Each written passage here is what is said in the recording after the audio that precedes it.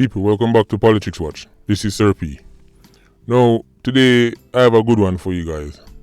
So please grab your Milo tea or your Horlicks or your Cersei Bush and sit back and enjoy this one. You're going to want to listen straight to the end. And my subscribers and viewers know whenever I say grab the Milo tea, you know this one is going to be interesting. Now, I'm going to talk about the Stone Crusher gang, because after Preke Boy, who has reappeared in the news and is now at the top of the most wanted list in St. James, it just dawned on me that, you know, when the whole Stone Crusher thing was going around, I certainly wasn't on YouTube, and it never really got a deeper look into how the gang operated and who the key members were. Right, and a look into their personalities. So I'm going to do that right now. But before I do that, let me just say the purpose of this video is to show future young men, right, the young men of Jamaica, that badness is not as glorious as it seems on TV. Right, and to demonstrate that, I'm going to use the same Stone Crusher gang, but one member in particular who, in his own words, summed it up brilliantly. Right? Now, people, you have to understand this.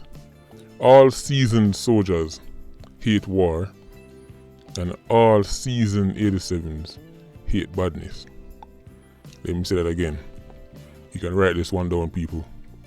If one of the few things you remember Sir P ever tell you, remember this one. All seasoned soldiers hate war, and all seasoned 87s hate badness. See, only the hurry come up, small fry, a look a name, 87s, talk about badness as if it's something that is fun and entertaining. When you meet real old time 87s, man who are bad long time, man who are bad from them either them knee, they will tell you it's the worst thing ever, and they would not wish it on anybody, and they would never ever want their children to grow up to become 87s. Only in Hollywood is violence fun and entertaining, and in dancehall music and hip hop as well, people make it sound fun and entertaining. Right? Now, this is the thing, people. The two main characters I'm going to focus on are two young men who their nicknames were Doggy and Bigga Crime. Right? Before I go any further, let me tell you about how Stone Crusher gang came about. Right? Stone Crusher originally used to be called the Renegades. Right?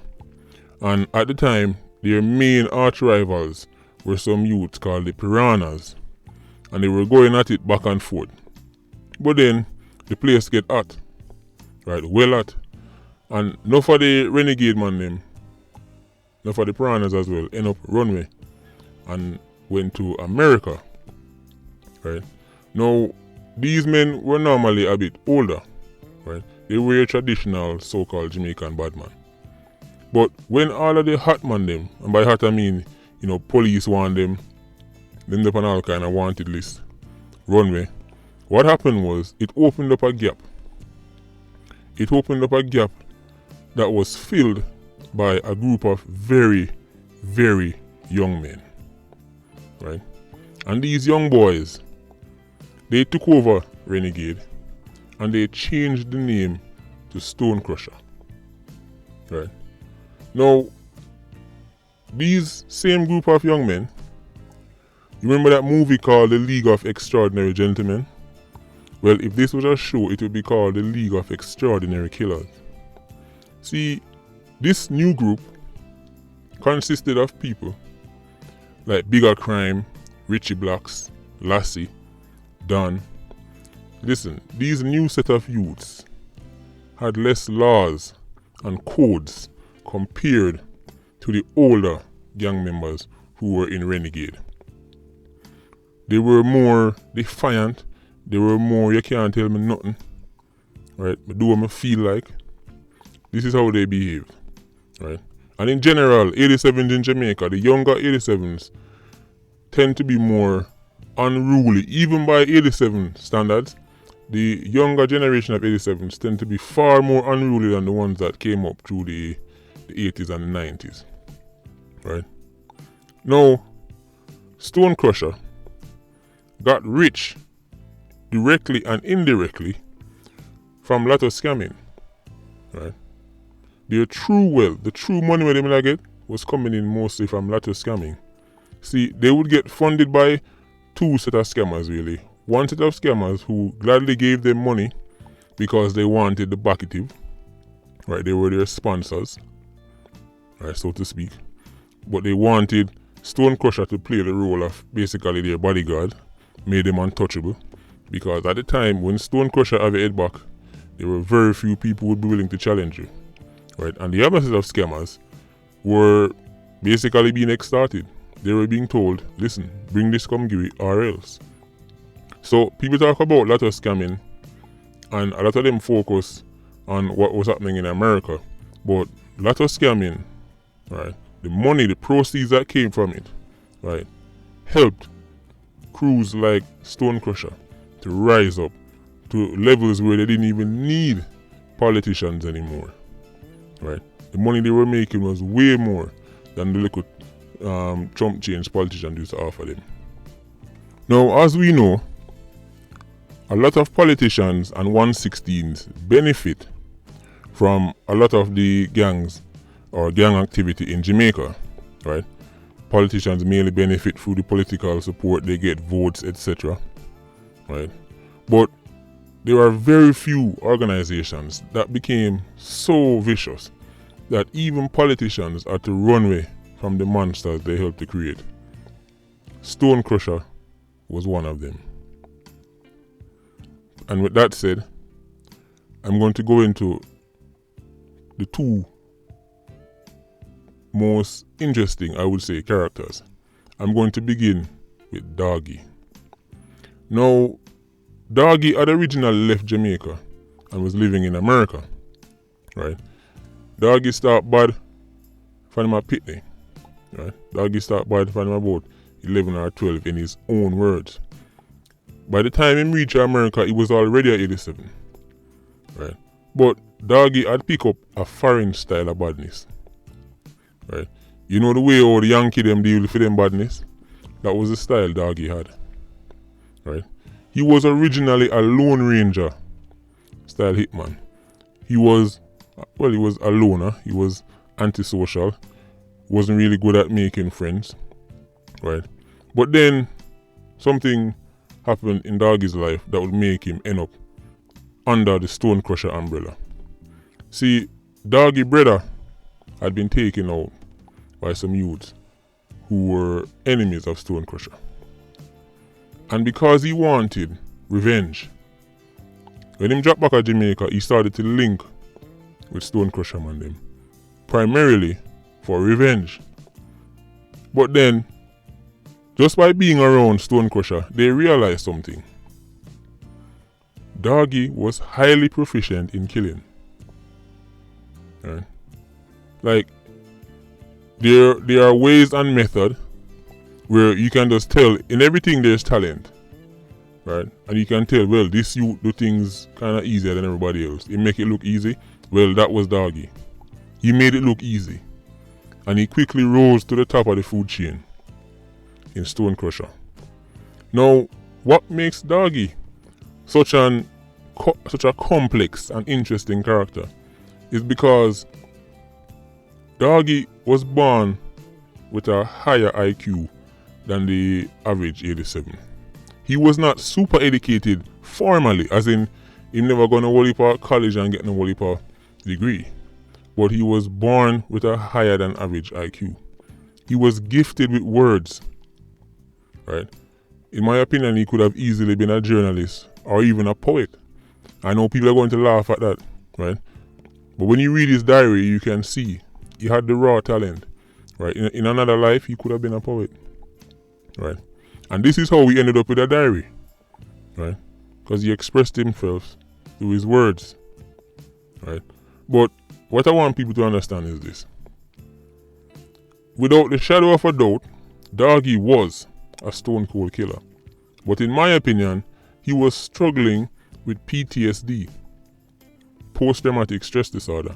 See, in my time in the military, I knew multiple people who suffered from PTSD. And when I read Doggy's diary, it was like I was listening to some soldiers telling some shell-shocked soldiers talk about their story. See, there was even an expert from UE who came out and said Doggy was a psychopath. But in my opinion, I'm not sure. Because normally psychopaths, they have no remorse and they usually have no sense of wrong from right. Doggy clearly knew wrong from right. And that was what was tormenting him so much. And if you look at other serial killers, because that's what Doggy was, a serial killer, in the truest sense. Not just a 87 who killed lots of people, you know. I mean, a serial killer who, when you read stories and watch documentaries of people like Charles Manson, what you normally find is these types are normally have a high IQ. They're normally intelligent people, and sometimes you wonder to yourself, why then? Why him get caught up in that? I think Doggy is one of these characters, right? But people like that, Doggy, Charles Manson, etc., they are experts at making themselves the victims. And if you're not careful, you will end up feeling sorry for them. If you read Doggy's diary and you didn't know some of the things Doggy got up to, you will close that diary and you'll feel sorry for him. Your heart will beat for him. Right? Now, Doggy was unique amongst Stonecrusher in the sense that he refused to kill women and children. You remember like what's that movie? Scarface? Right? Similar to the character Al Pacino played, Doggy was not a fan of killing women and children. Although in my opinion, I've never really understood why people make it sound like, oh well, this makes you a better person, as if men's life don't matter. So if you don't kill women and children, you're like a better type of 87 or a better type of killer. I've never really understood that. Alright, but anyway, I digress. Now, Doggy wrote in his diary how he was so tormented that he contemplated committing suicide.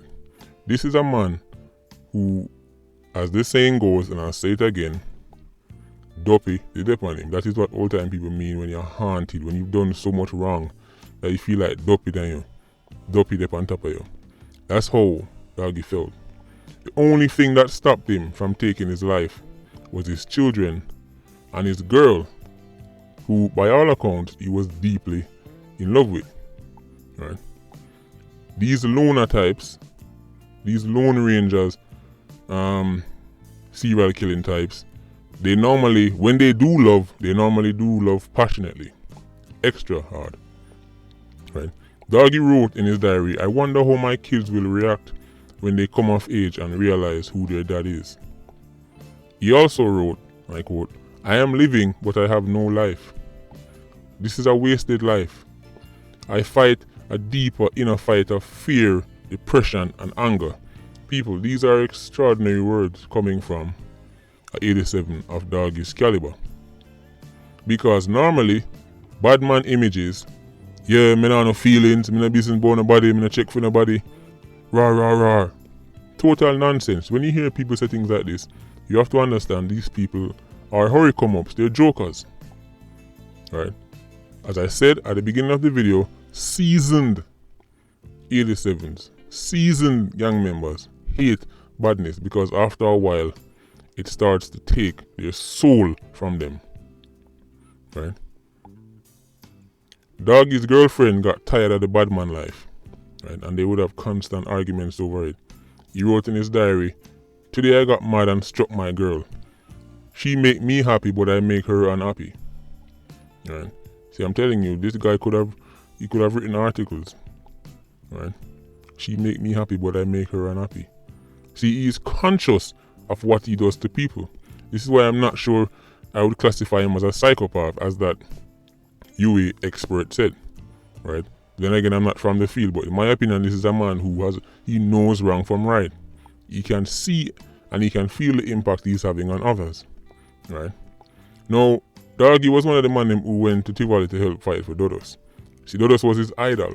He respected him highly. But in the end, even though Doggy had money and infamy, he realized he could not spend the money. He could not enjoy himself. All these contract killings he was doing and making big money, him couldn't enjoy it. He could not go to the park and play with his kids. He couldn't do something as simple as walk to KFC and buy some chicken. So Doggy would complain that he's almost envious of normal people, right? He's envious of normal people because even though they don't have the money and the infamy that he had, they can just go about their life. This is why I tell the youths them badness don't pay. And this is why, in my opinion, Doggy's diary should be taught in schools. Doggy's diary should be shown to young men in Jamaica to show them the real face of badness. Not this nonsense you hear in music when you hear artists talking about things that they've never ever done in their life and they make it sound fun and cool, and Hollywood directors make it sound fun and cool. In real life, a soldier will tell you war is hell, and an 87 will tell you badness is hell. This might sound terrible, but in my opinion, the police them who slapped the Doggy probably did him a favor because he was dead inside. He was a shell of a man by the time he passed away. Now, the next figure we're going to talk about was a youth by the name of Delano Bigga Crime Williams.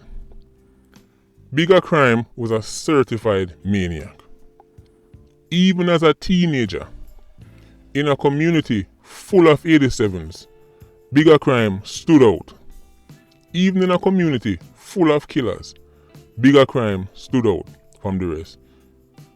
Bigga Crime was as close to the devil as you can get.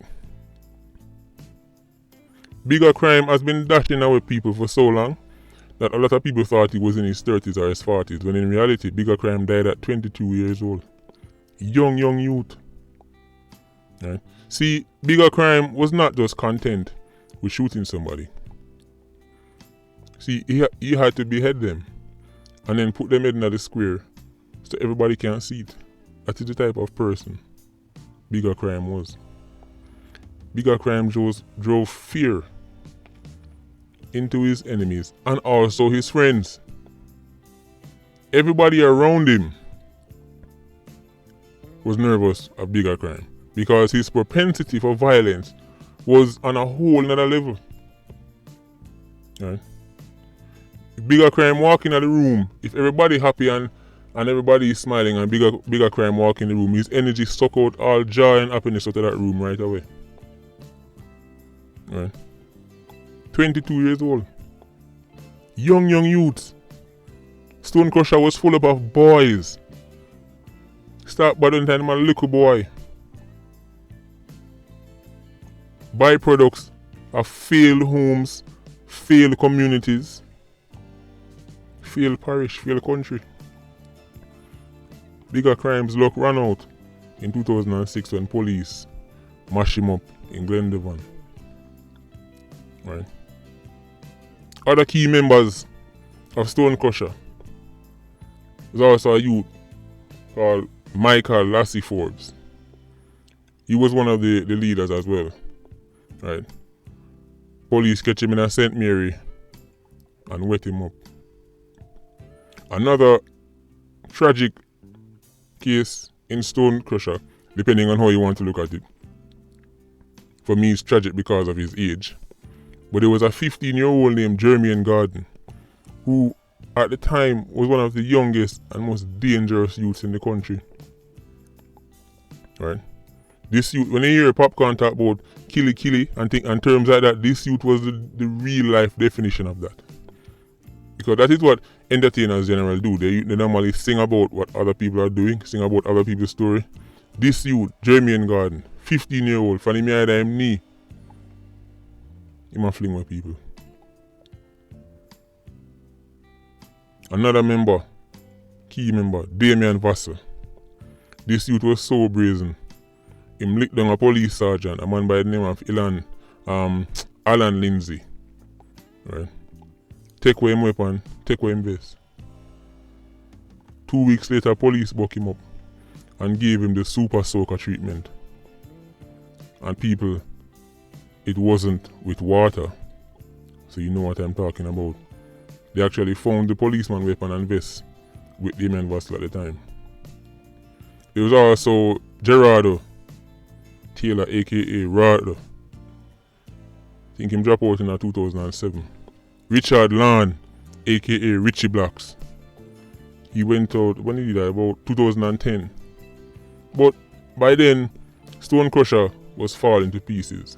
Because as I said, the system, the very system that nurtured and helped to grow gangs like Stone Crusher, realized it had gotten to a point where even they had no more control over Stone Crusher. And they had to destroy them. The Stone Crusher story is a mixture of tragedy, a mixture of, or a perfect example of what happened when young men with little direction in their lives and access to other men who have even less direction in their lives, the combination of troubled homes, the combination of inner city communities, low jobs, low/no jobs, combination of poverty, combination of a fascination with what they see on TV and what they think it is in real life. That is what Stone Crusher was. How do you think you like Bigga Crime was going around beheading people and things like this? Waiting, when did Jamaican 87 start to these things? They started to see it on the news. They were seeing it over there in the Middle East. They were seeing it South America. But these youths didn't realize what they were bringing down on themselves. And when they did, it was too late. Doggy is the one who told that story. Doggy is the one who showed us the real face of badness. Right? As I said, I know it's controversial, but I think Doggy's diary should be shown to young men in schools. Patreon squad, big up on yourself. People, please like, comment and share the video. I know this one is a long one. Right? Hopefully enjoy it. As usual, jump in the comment section and talk to me. Bless up.